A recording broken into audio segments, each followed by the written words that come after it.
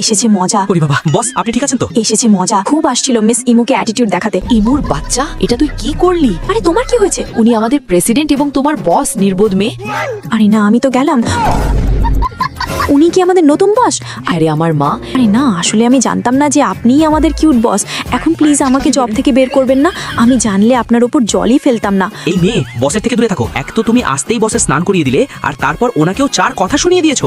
Sorry বলো। মানলাম যে আমার ভুল হয়েছে, ওনার উপর জল ফেলা উচিত হয়নি, কিন্তু উনি কেন মূর্তির মতো দাঁড়িয়েছিলেন? মানে বসও এটাই চেয়েছিলেন। এর তো কি? এক তো বসের 12টা বাজিয়ে দিলি, তার উপর দিমাগ দেখাচ্ছিস। হ্যাঁ ঠিক বলেছিস, আজ তো বস একে ধাক্কা মেরে কোম্পানি থেকে বের করে দেবেন। বসের কাছে মাফ চেয়ে নেওয়া উচিত। আর ইমু ভয় পাস না, কি বা করতে পারবে? এক মিনিট, এই নির্বোধ মেয়েটা তো দেখতে আমার ছোটবেলার গার্লফ্রেন্ডের মতো। এ কি সেই মেয়ে যে ছোটবেলায় আমার প্রাণ বাঁচিয়েছিল?